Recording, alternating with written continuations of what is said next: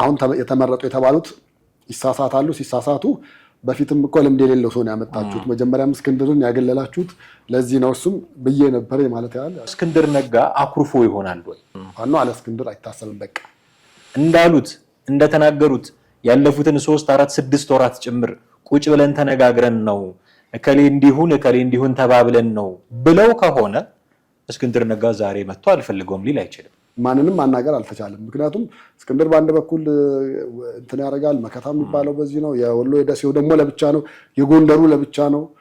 በቃ እና በመካከላቸው ያለው አንድ ያልሆነ ያልተናበበ ነገሮችን አብዝተታ ያለ ተነጋግረው ተስማምተው ያደረጉት ነገር ከሆነ ንግግሩ ላይ ይሄንን ቦታ አልፈልግም ተራባሎኝ መቀጠል እፈልጋለሁ ብሎ ማለት ይችል ነበር። እስክንድር ላይ ጥርጣሬ ያለው እስክንድር እንደውም ከመንግስት ጋር ይሰራል የሚል ሐሳብ የሚያነሱ አሉ። ስለዚህ ምንም ቢናገር ተጽዕኖ እንደማያመጣ ስለሚያውቁ በቃ ይሄን ቦታ እንስጠው።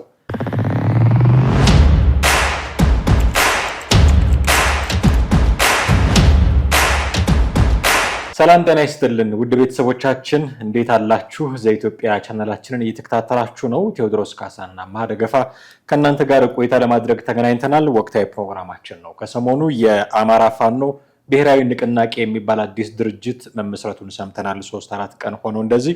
ትላንትና ግን ያልተጠበቀ መግለጫ ከእስክንድር ነጋ ተሰምቷል። ራሱን ከኃላፊነት አግልሏል። ይሄ ነገር ምን አይነት ጉዳዮችን ያስነሳል የሚሉትን እያነሳሳን ቆይታ እናደርጋለን። እኔና ቴዎድሮስ ካሳ ከእናንተ ጋር ቆይታ እናደርጋለን። እስከ ፕሮግራማችን ፍጻሜ ድረስ አብራችሁን ቆዩ። ቴዲ እንዴት ነህ? እንዴት ነህ? አለን። ከተራ ጥምቀት ቃና ዘገሊላ በኋላ ብለን የተገናኘን ትንሽ ተጠፋፍተናል ከተመልካቾቻችን ጋር። ያው የበዓሉ ሁኔታ መሆኑን ልብ ይላሉ ብዬ ተስፋ አድርጋለሁ። የእስክንድር ነጋን መግለጫ እንዴት አገኘው? ትላንት አንድ አጠርቀጠን ያለች ደብዳቤ ጽፎ ራሱን ከኃላፊነት አግልሏል። በጥቅሉ እንዴት አገኘው? ውስጡን ከማየታችን በፊት በጥቅሉ እኔ የሚጠበቅ ነው ብዬ ነው ኤክስፔክት አደርግ ነበር። ከዚህ እስክንድር ኃላፊነት ይለቃል ሳይሆን የሆነ ነገር ግን ያመጣል። ኦኬ የሆነ አዲስ ነገር ምናልባት አጀንዳ ለመሳበም ሊሆን ይችላል ወይ ደግሞ ትኩረት ለማግኘትም ሊሆን ይችላል። ብቻ በሆነ ሚንስ ግን ኃላፊነት መልቀቅ ነው ብዬ በቀጥታ ባልነግርህም ግን አንድ አዲስ ነገር ሊያመጣ እንደሚችል ሐሳብና ግምት ነበረኝ። ስለዚህ በኔ በኩል ወይ ደግሞ የኔን አይነት ሐሳብ ባላቸው ሰዎች በኩል ኦብቪየስሊ የሚጠበቅ ነገር ነበረ ብዬ ማለት እችላለሁ። የውስጣችሁን ነው ያደረገላችሁ፣ የልባችሁን ነው ያደረገላችሁ። የልባችሁ ደረሰ እንዳልል የእናንተ ልብ ይችላል። እርግጥ ነው። የሆነ ሆኖ እንግዲህ እንደ አዲስ ነገርም ያመጣል እንዳልከው ትናንትና አዲስ ነገር አምጥቷል። ከኃላፊነት መልቀቅ እፈልጋለሁ ብሏል። አሁን አንዳንዶቹ በጣም ኤክስትሪም ሊወስደውት ጉዳዩን ጭራሽ ከድርጅቱም ለመውጣት እየተንደረደረ እንዳለ አስመስለው የሚያወሩትም አሉ። ቃል በቃል ግን እስክንድር ነጋ ያለው ኃላፊነቱ ለሌላ ሰው ስጡ፣ እኔ ተራ አባሉኝ እቀጥላለሁ የሚል ነው። እስክንድር ነጋ ተራ አባሉ ነው መቀጠል የሚችል ሰው ነው። 15 ቀን ያህል ሊቀጥል ይችላል። ከሁለት ሳምንት በኋላ ግን ሊመለስ ይችላል ነው የምልህ። ለምን አንዳንዴ ምን አይነት ስነ ልቦና ነበረ መሰለህ? ለምሳሌ በትምህርት ቤት ውስጥ እያለህ ማለት ነው ቁመትህ አንተ ረጅም ከሆነ ወይ ሰውነት ገዘፍ ያለ ከሆነ ወይ ደግሞ ክላስ ውስጥ ባለው አክቲቪቲ ሙቭመንት ቀድመ የምትታይ የምትገባ ከሆነ ኦልሬዲ ልትመረጥ እንደምትችል እርግጠኛ ትሆናለህ አይደል? በአለቅነት ማለት በዛች ኤሪያ እንኳን አለቃ እንደምትሆን ታውቀዋለህ አይደል? ያው ከኔ በላይ ማንም የለም። ግን ሌሎች የሆነ ትንሽ የሚቃወሙ ምናምን ነገር ካለ ችግር የለም እኔ እንደውም አልፈልግም ምልቅ ነው ምናምን ትላለህ። ግን እኮ ዞሮ ያው እሱ ነው ምናምን ትባላለህ። ያ ነገር ዞሮ ይመጣል። አዞሪቱ ያቺ ነገር አለች። አንደኛ። ሁለተኛ እስክንድር በዛ ሁኔታ አይቀጥልም አይዘልቅም ብዬ የምልህ ለምሳሌ በውጭ በኩል ያለውን ግንኙነት በሱ በኩል እንደሆነ ኦብቪየስሊ የታወቀ ነው። ብዙዎች ያውቁታል። የዓለም አቀፍ ተቋማትን በላቸው ኤምባሲዎችም ሌሎች ቆንስላ ጽሕፈት ቤቶችም ከፋኖ ጋር የሚኖሩትን ግንኙነቶች ለምሳሌ በድርድር ልትወስዶ ትችላለህ። በድርድር መልክም ስትሄድ ራሱ ማንን ነው ማናገር የሚችሉት ሲባል እስክንድርን ነው የምትባለው። ውጭ ካሉት ጋር ያላችሁ እንቅስቃሴ ያላቸው ሙቭመንት ምን ይመስላል አሁን በምን አይነት ሁኔታ ላይ ናቸው ያላችሁት የሚለውንም ሲፈልጉ እስክንድርን ነው የሚያናግሩት። ሁሉም ነገር ያለው በዛ በኩል እንደሆነ እየታወቀ ነው። በቃ እሱ ጦረኛ አይደለም፣ ግን የዲፕሎማሲ ግንኙነቱን ከዚህ በፊት ከነበረው ልምድ በመነሳት እሱ ነው ይዞም እየተንቀሳቀሰ ያለው። ስለዚህ ያም ሆነ ይህ ከዳር ሆኖ ያያቸዋል። ከዛ በኋላ አሁን የተመረጡ የተባሉት ይሳሳታሉ። ሲሳሳቱ በፊትም እኮ ልምድ የሌለው ሰው ነው ያመጣችሁት፣ መጀመሪያም እስክንድርን ያገለላችሁት ለዚህ ነው እሱም ብዬ ነበር ማለት ያህል ጭንቅላቱ እየነቀነቀ እንትን ያደርጋል። እንደዛ ያለ ነገር አለ። ወደ ሸዋው ደግሞ ስትሄድ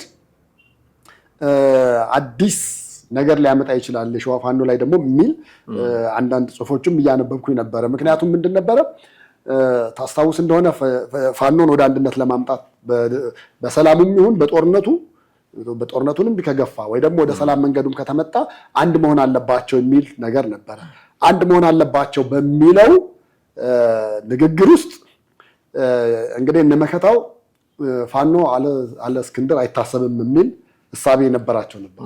ፋኖ አለ እስክንድር አይታሰብም በቃ የሚል እሱ በኃላፊነት ቦታ ከሌለ፣ እሱ በአለቅነት ቦታ ከሌለ፣ እሱ የሚመራው አመራር ካልሆነ በስተቀር ዋጋ የለውም የሚል እሳቤ ነበራቸው።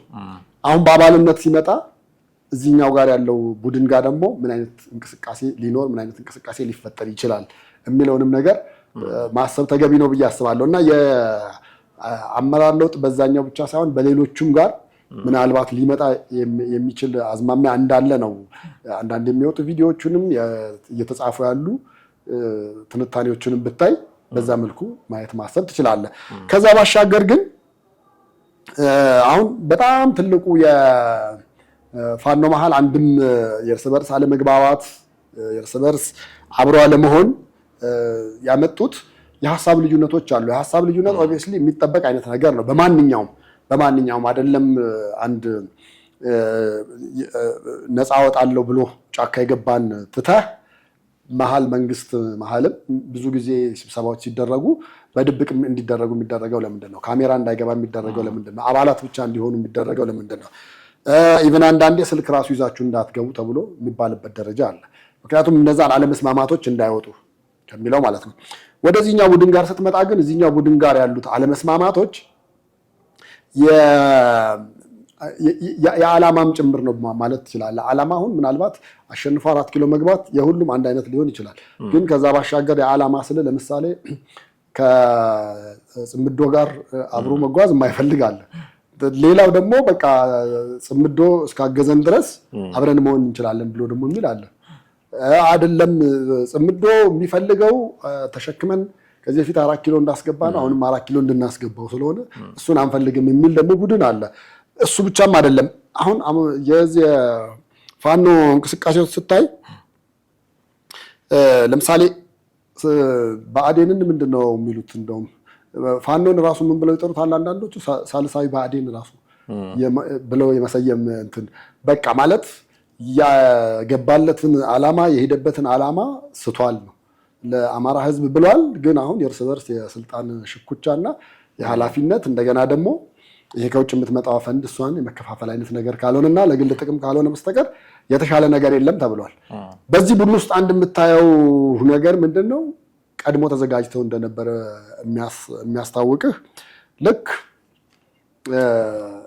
የዚህ የብሔራዊ ንቅናቄ የተባለው ልክ ንቅናቄው ሲመሰረት እስክንድር ወዲያውኑ ራሱን አገለለ። ከዛ በኋላ ደግሞ ሎጎ ራሱ ወዲያውኑ ይዘው ወጥተዋል አይደል? ይሄ ነገር ቀድሞ እንደተዘጋጁበት የሚያሳይ ነገር ነው እንጂ በድንገተኛ ወይ ደግሞ እንደዚህ በቶሎ ከጊዜ በኋላ ይሄ ነገር በዚህኛው መንገድ ካልሆነ እንደ ፕላን ቢ እንደ ፕላን ሲ ምናምን ይዞ የሚንቀሳቀሱ ነገር ያለ አይመስለኝም። በየትኛውም አካሄድ ውስጥ ደግሞ የትኛውም ተቋም ስትሆን አንድ ሚሽን ኖሮ ስትሄድ ዝም ብለህ ቀጥታ እዛ ሚሽን ጋር ከማድረግ በፊት ይሄኛው ፌል ቢያደርግ በፕላን ቢ የትኛው ነው ፕላን ሲ የትኛው ነው ብለህ የምትይዘው የምትንቀሳቀሰው ይኖራል። እነዚህ አይነት ነገር ግን ብዙዎች ውስጥ ያለው የፋኖ እንቅስቃሴ ውስጥ አታይበትም። የሆነ ነገር ሲሆን አጠቃላይ ተፈረካክሶ ምን ብሎ ታያለህ። የሆነ ጊዜ ደግሞ የሆነ አባላት መጥተው ይዘው ከመንግስት ጋር ሰላም ፈጠሩ ተብሎ ታያለህ። የሆነ ጊዜ ደግሞ አይ እንደውም ከነጭራሹ አንድ ሆነናል፣ ተጣምረናል፣ ህብረታችን ከምን ጊዜውም በላይ ነው ተብሎ እንትን ይባላል። በዚህ ጉዳይ እኮ እንደውም ለማደራደሩም ይሁን ለማንኛውም ማንን እናነጋገር እኮ ብለው ተደጋጋሚ የውጭ ተቋማት መጥተው ሲሉ ማንን ያነጋግሩ? ማንንም ማናገር አልተቻለም። ምክንያቱም እስክንድር በአንድ በኩል እንትን ያደርጋል፣ መከታ የሚባለው በዚህ ነው፣ የወሎ የደሴው ደግሞ ለብቻ ነው፣ የጎንደሩ ለብቻ ነው። በቃ እና በመካከላቸው ያለው አንድ ያልሆነ ያልተናበበ ነገሮችን አብዝተታ ያለ ከነዚህ ነገሮች በመነሳት እንግዲህ እኔ አንድ ወደፊት አንድ ወደኋላ እያለ ያለው ይሄ የፋኖ ትግል በእስክንድር በጥባጭ ሆኖ ሁሌ እየበጠበጠ ይኖራል ወይስ እሱም እንደውም በነገራችን ላይ የሸዋው ደግሞ እንደውም አያምነውም የሚባል ሁሉ ነገር አለ። እስክንድር ላይ ጥርጣሬ አለው። እስክንድር እንደውም ከመንግስት ጋር ይሰራል የሚል ሀሳብ የሚያነሱ አሉ።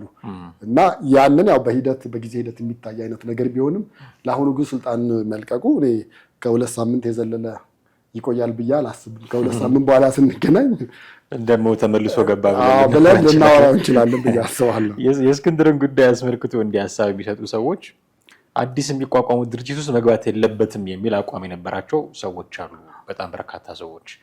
አሁን ከድርጅቱ ራሱን ሲያገልም ደግሞ ይሄ መሰሪ ነው ያሉ ደግሞ እንደገና ራሳቸው ሰዎች ለምን ይቀላቀላል ይሉ የነበሩ ደግሞ ከቡድኑ ደግሞ ሲወጣ ለምን ወጣ መሰሪ ነው የሚል ነገር የሚናገሩ ሰዎች አሉና ሁሌ እስክንድር ነጋን የመምታት አይነት ለምን እንደሆነ እኔ በማላውቀው ወይ ባልገባኝ ምክንያት ሁሌ እስክንድር ነጋ የሚያደርጋቸው ነገሮች በሙሉ መተቸት ላይ የተጠመዱ ሰዎች አሉ። የእነዚህን ሰዎች እንቅስቃሴ ስታየው በቃ አይፈለግም ቢሆን እስክንድር ነጋ እዚህ ቡድን ውስጥ አይፈለግም ቢሆን ብለህ እንድትጠይቅ ያደርጋል።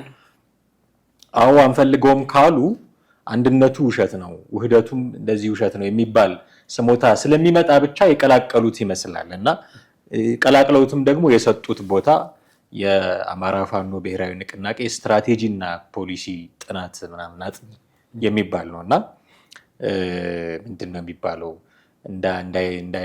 እንዳይከፋው ጥረው እንዳይበላ ግፋው አይነት እንዳይበላ ግፋው አይነት ነገር ነው። እና ውሳኔ መወሰን የማይችልበት ከሰረሱም ቦታ በኃላፊነት ተቀብሎ ከቀጠለ ማድረግ የሚችለው ትልቁ ነገር ሀሳብ ማቅረብ ብቻ ሀሳብ ማቅረብ ነው። ከዛን ዘመነ ካሴ ይሁን ካሉ ይሆናል፣ አይሆን ካሉ ደግሞ በቃ ኤክስክሉድ ተደርጓል ማለት ነው። ውሳኔ ሰጪ አይደለም። እንግዲህ ሊቀመንበር ነበረ፣ ከአፋሕድ የመጣ ሊቀመንበር ነው። እዚህ መጥቶ ታች ስንተኛ ደረጃ ላይ እንደሆነ የማላውቀው የፖሊት ቢሮ ምናምን ይላሉ። ወግወጉን እያያዙ ነው መዋቅር አለን አይነት የፖሊት ቢሮ እንደዛ እያሉ እና በዚህ መሀል የሚነሳው ጥያቄ ምንድነው? እስክንድር ነጋ አኩርፎ ይሆናል ወይ? የሊቀመንበርነቱ ቢቀር እንደው ምክትል እንኳን ወይ ሌላ የሆነ ከፍ ያለ ውሳኔ መወሰን የሚችልበት ቦታ ስላላገኘ አኩርፎ ይሆናል ይህንን ቦታ አልፈልግም ያለው ብለው የሚጠረጥሩ ሰዎች አሉ። ያኛውን ቦታ ይፈልጓል። አሁን የዘመነ ካሴ የያዘው ቦታ ሊቀመንበርነት ነው። እሱን ካልያዝኩኝ ምን ይሰራልኛል አይነት ኩርፊያ ሊሆን አይችልም። እኔ ያን ያክል ቶፕ የሆነውን ዋናውን ቦታ ይፈልገዋል የሚል እምነትም እሳቤም የለኝም። ለምን እስክንድር በግል ባህሪውም የፈሪነትና የጥርጣሬ ባህሪ እንዳለው በእርግጠኝነት አውቃለሁ። በጣም ይሄ ፕሬስ ውስጥ ሲሰራ በነበረበት ጊዜ ጭምር እንደገና ከዛ በኋላ ከወጣ በኋላ ከእስር ቤት ከወጣ በኋላ በሚኖሩት በእያንዳንዱ እንቅስቃሴዎች ፍራቻና ጥርጣሬ አይነት ያለው ነው። እኔ ባለፈው ወደ ጫካ ከመግባቱ በፊት ነው መሰለኝ ታስታውስ እንደሆነ የአድዋ በዓል ይከበር ነበርና የዛ አድዋ በዓል የሚከበር ቀን ፖሊስ እንግዲህ በሁለት በሶስት መስመር ቀለበት ሰርቶ እየፈተሸ እያስገባ ነው። ከዛ በኋላ የፈረንሳይ ልጆች መጡ እና የፈረንሳይ ልጆች ሲመጡ ያው ቡድን እየሆነ የሚመጣ አለ። የፈረንሳይ ልጆች ሲመጡ እስክንድርን ነው ይዘው የመጡት። እስክንድርን ከፊት አድርገውት ማለት ነው እንደዚህ እያለ ያው ግራጁ የሚያነሳታለች ምልክቷ እሱ እንደዛ እያደረገ ነው የሚመጣው እና አጋጣሚ ታች ገና በአፍንጮ በራ አካባቢ ያለ ነው። እኛ ደግሞ የሚዲያ ግሩፑ ደግሞ አንድ ላይ ነበር። ይሄ በባዶ እግራችን የምንሄደው ነበር በየአመቱ ለሱ ብለን ከዛ የሆነ ድምፅ ከዛ እየተሰማ ምናምን መጣ፣ ተቀላቀሉ። ከዛ በኋላ ደግሞ ገፍተው አልፈው ሄዱ። ከዛ እስክንድር ላይ ምን አይነት ነገር ታይ ነበር መሰለ? አሁን ያ ሁሉ ወጣት እንግዲህ እሱን መሪ እያለ እያጨበጨበ ነው እስክንድርን እየገፋው። እሱ ግን ወደፊት እየሄደም መሪ የሆነም እንደገና ፍራቻ ስለነበረው ጥርጣሬ ስለነበረው ደግሞ ግራቀኝ ያሉትን ዙሪያው ገባውን የጥርጣሬና የፍራቻ አይነት ስሜትና ፌስ በምታየው አይነት መንገድ ያይ ነበረ። ከዛ በኋላ ጭራሽ ፖሊሶቹ ጋር ገብቶ መግቢያው ላይ ደግሞ ፍተሻ ምናምን ሲባል ደግሞ ሌላ ተካራ ለመፍጠር አይነት ነገር እና በኋላ ልጆቹ ደግሞ በሱ የተነሳ ደግሞ እንደገና ሲጋፈጡ እንደገና ደግሞ መልሶ የማረጋጋት እንደዚህ አይነት ነገሮች ታይበታል። እንደዚህ ያልተጨበጠ ነገር ስቴብል ያልሆነ ያልተረጋጋ አይነት ካራክተር ነው የምልህ። ይሄን የምልህ ለምን መሰለህ? ከፊት ከሆነ በእያንዳንዱ ነገር እንግዲህ ከፊት መሪ ስትሆን ምንድን ነው ጥሩ ነገርም ሲኖር ትመሰገናለህ፣ መጥፎ ነገርም ሲኖር ለሁሉም ነገር ተጠያቂ፣ ለሁሉም ነገር ከፊት ለፊት ነው የምትሆነው። ያን ነገር ለመጋፈጥ የስነ ልቦና ዝግጅት የለውም ነው የምልህ። ከዚህ በፊት የነበሩትን ድርጅቶች ግን እኮ ከፊት ሆኖ ይመራ ነበር። ለምሳሌ አፋሕድ በለው በስሙ እንትን ይበል እንጂ እሱማ እሱን ትተህ እዚህ መሀል አዲስ አበባም እያለ እኮ ባልደራስን ይመራ ነበር። እሱን በቃ ግን እስክንድር ይመራል ተብሎ በስምና በአንዳንድ ነገሮች ይውጣ እንጂ አብዛኛውን ስራ የሚሰሩት የነበሩት ልጆች በምክትል ደረጃ ያሉት እና ከታች ያሉት ልጆች ነበሩ። እችን ፊት ለፊቷን ለመያዝና እንትን የማለት ነገር ላይ ችግር የለም። ስሟን ይፈልጋታል ታይትሏል። ነገር ግን ስራው ላይ ስታይ ሌሎች ናቸው ብዙዎቹ እየተሰራ ያለው አይደለም። ጫካ ውስጥ ገብቶ ቀርቶ መሀል ከተማም አዲስ አበባ መሆኑ ያን ያደርግ ነበረ። ግን ጠንከር ያለ ነገር ሲኖር ለምሳሌ ያን ጊዜ ማሜ የመጣ ጊዜ ምንድነው መሆን የጀመረው? እስክንድር ፊት ለፊት መሆኑን እየተወው ነው የመጣው። ሌሎች የበለጠ የሚጋፈጡት ሌሎች ሆኑ፣ ሴቶቹ እንደገና ወንዶቹ በአመራር ደረጃ ያሉት ማለት ነው። ይሄ ሰውዬ ሰው ወይ ጥቃትን ይፈራል ወይ የሆነ ነገርን የመጀመር እንትን ማለት ነው እንጂ ይሄ ፊት ለፊት ሄዶ ተጋፍጦ የሚመጣውን ማንኛውንም ነገር ጥይት የማብረድን ነገር እንትን ሊያደርገው የሚችለው አይደለም። ስለዚህ እኔ አሁን የመሪነቱን የመጀመሪያን የቁንጮነቷን ቦታ ይይዛል ሐሳብ ግምትም የለኝም። ምናልባት በሌሎች በሁለተኛ በሶስተኛ ደረጃ ያሉት ጋር ሆኖ ሊሆን ይችላል። ግን ሐሳብ አመንጪ መሆን ደግሞ አንድም እንደ ድርጅቱን የበለጠ ሊያጠናክረው ይችላል። ለምሳሌ እስከ ቅርብ ጊዜ ድረስ ማኒፌስቶ ሁሉ አልነበረም ነበራል ብዙዎቹ ስታያቸው ብዙዎቹ። የአሁኑ ላይ ግን ብሔራዊ ንቅናቄው ላይ ግን ምንድን ነው ያሉት? አለን ማኒፌስቶ አለን ያሉት። which means ወያኔ መጀመሪያ ጫካ ሲገባ ያደረገው የነበረው ያንን ነበረ። መጀመሪያ ሲገባ 7 ሆኖ ከገቡ በኋላ እኮ እንትን ካደረጉ በኋላ ማኒፌስቶ ነው ማዘጋጀት የጀመሩት በቀጥታ። ይሄኛው ጋር ግን ስታይ በፊት መቅደም ያለበት ወደ ኋላ ሆኖ መቅደም የሌለበትን ከፊት ነበር የተደረገው። አሁን በማኒፌስቶ ደረጃ ምናምን ከሆነ የሚያጨቃጭቅ ነገር የለም። አሁን እኮ ማኒፌስቶ አለመኖሩ እዛ ውስጥ ስም ለመለጠፍ ታፔላ ለመለጠፍ ብቻም አይደለም። አማራነትን ፋኖነትን ሰጪና ነሺ እዛ ያሉ ነበሩ። ድርጅቱ ቶታሊ በአጠቃላይ የፋኖ ትግል ብለህ የምትለው በግለሰቦች ላይ ዲፔንድ ሆነ ግለሰቦች ላይ የተንጠለጠለ ወይ ደግሞ ቡድኖች ላይ እንጂ እንደ አንድ የአማራ ነው ብለህ ልታነሳው ምናምን የምትችለው አንድም ነገር አልነበረውም። ቢኮዝ ሁሌ ሲነሳ የምታየው የቡድን ስም ነው። ሁሌ ሲነሳ የምታየው የግለሰቦች ስም ነው። ግለሰቦችን ደግሞ አንተ አጥላልተህ ተናግረህ መግቢያ የለም።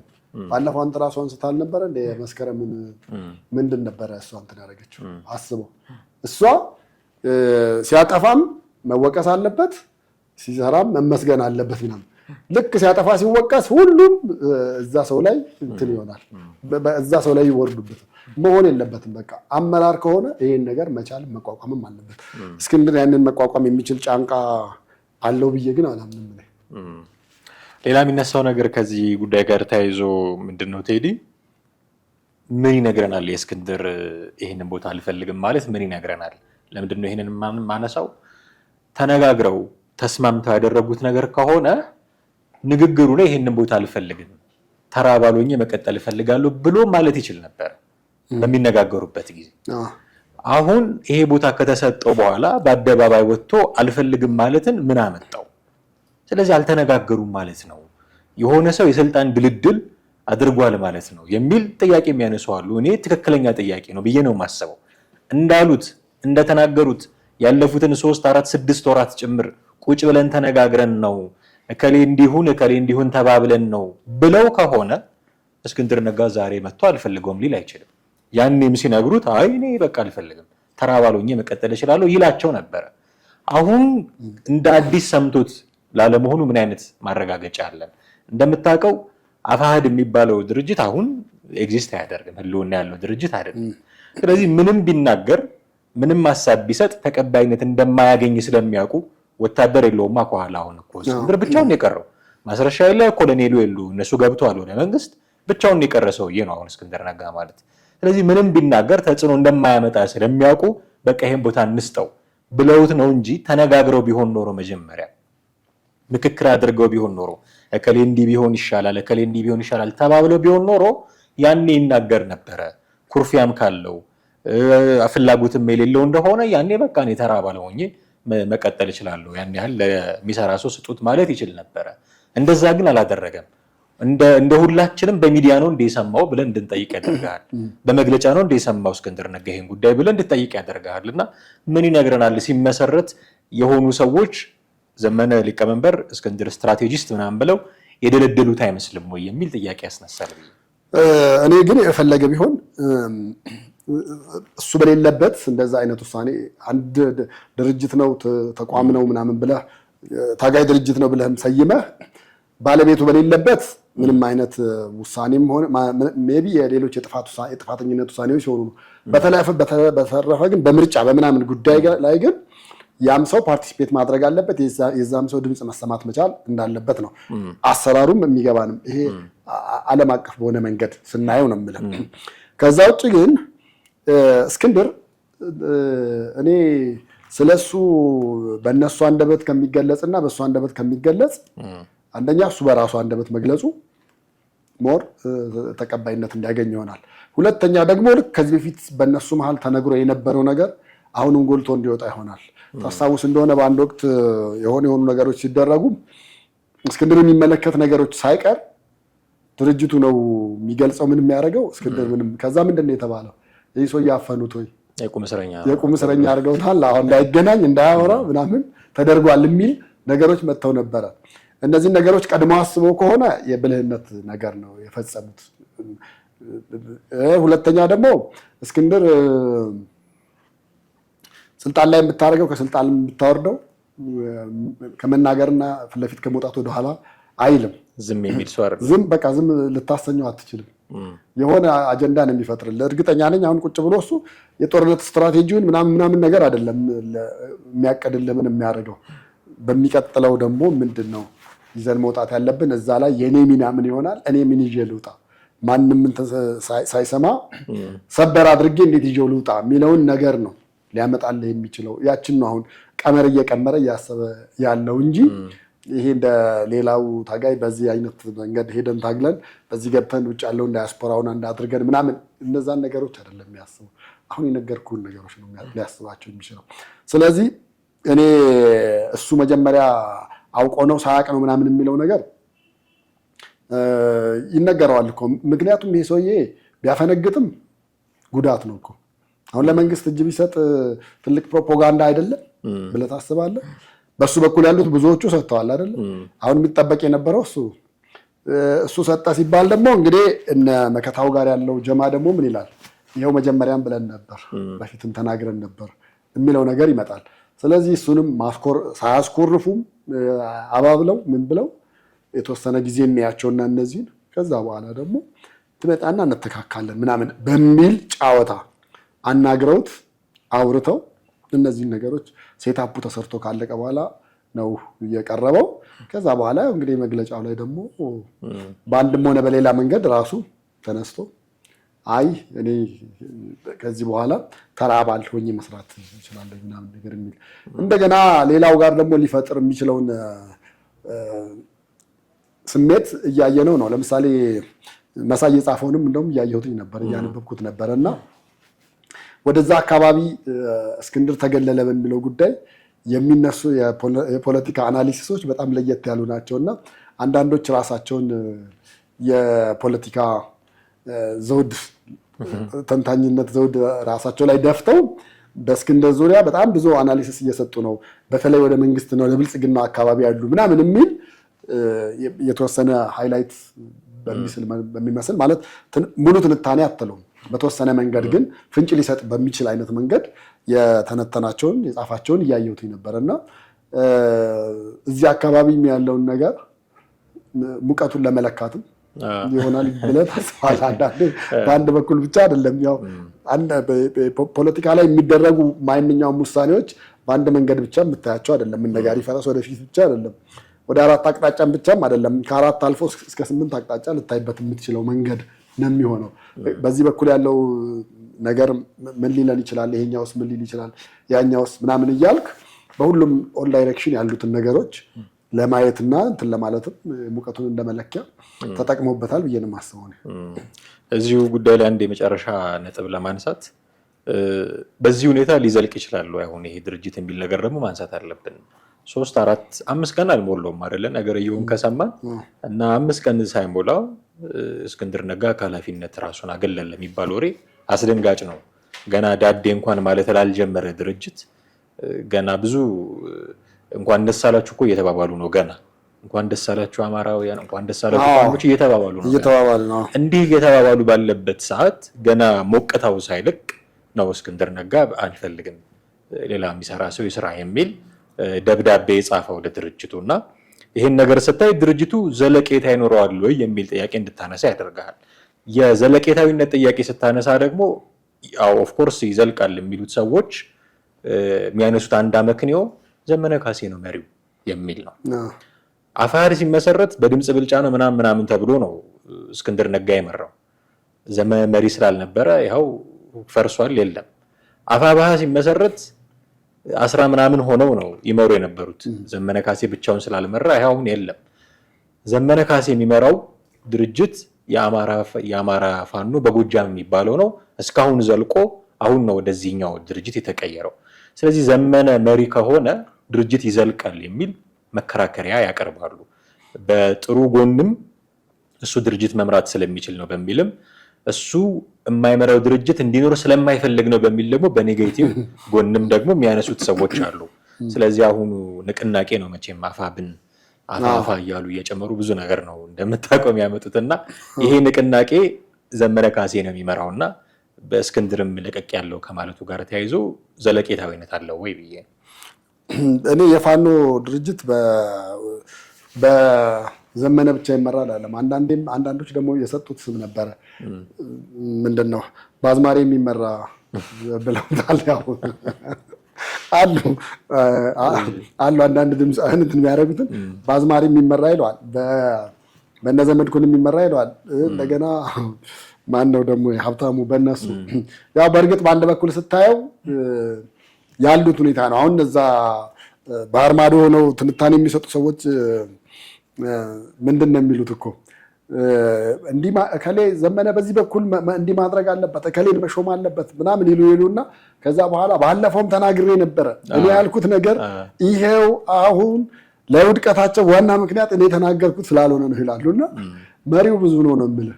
እንደው በተግባር ወይም በቦታ ያሉት እነ ዘመነ ቢሆኑም መሪው በጣም ብዙ ነው። ሁለተኛም እንዳልከው ነው አሁን የዚህ የአማራ ትግል ውስጥ በጣም ትልቁ በሽታ ትልቅ ነቀርሳ ብለህ ልትለው የምትችለው ነገር አማራነትን ሰፍረው የሚሰጡህ አሉ። ይሄ አማራ አይደለም እኮ ትባላለህ። እዛ ገብታ አንተ እየታገልክ እንትን እያደረክ አይደለም ትባላለህ። እንደገና ውጭ ሀገርም ሆነ በገንዘብም እየረዳ በፕሮፓጋንዳም እያገዝክ እሱ እኮ የብልጽግና ነው ልትባል ትችላለህ። እሱ ከነጽምዶ ጋር እኮ ያለ ነው፣ እነሱን እንዴት ነው ልናምን የምንችለው ምናምን የሚልሃል።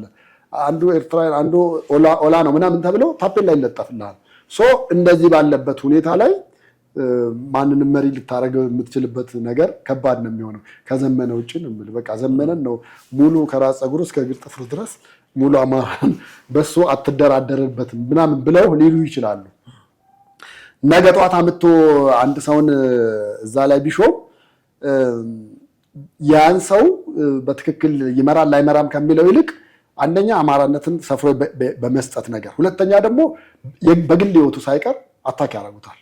በጣም ብዙዎቹን እያየን ነው። እዛው ይነሳሉ፣ ጥሩ እንቅስቃሴ ላይ እያሉ መልሶ በሌላ ጎን የተነሳው በግል ጸብም ሊሆን ይችላል፣ በሌላም የተነሳው ወይ ደግሞ እንደነዘመን አይነቱ አመራር ብቻ የሚፈልገው አካል እነዛን ሙሉ ለሙሉ አታክ ሲያደርግ ሞራላቸውን ሲሰብር ሙሉ እንዳይንቀሳቀሱ እንክትክት ሲያደርጋቸው ታያለ።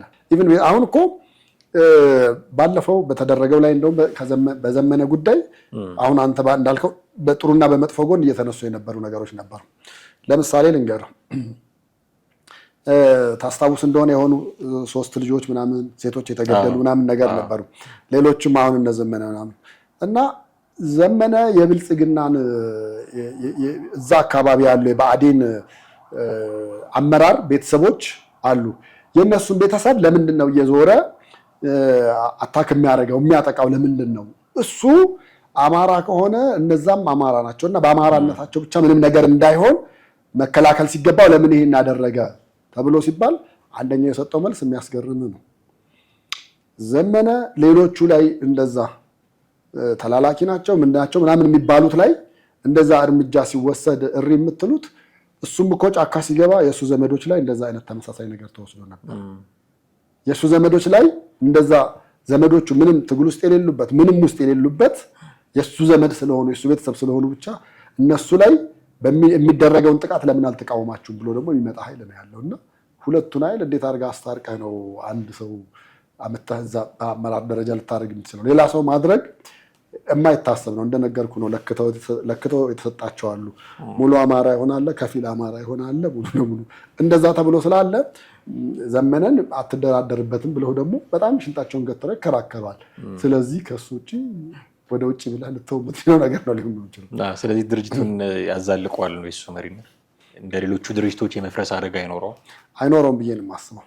ምናልባት እንደውም ያው አሁን ትልቁ ችግሩ እሱ ላይ የተንጠለጠለ ድርጅት መሆኑ ነው። በጣም ብዙ ጊዜ አንዳንድ ድርጅቶች አንድ ሰው ላይ ይንጠለጠሉና ከዛ በኋላ ያ ሰው ወይ ሲታመም ወይ ሲሞት የሆነ ነገር ሲሆን 100% የመፍረስ ነገር አለ።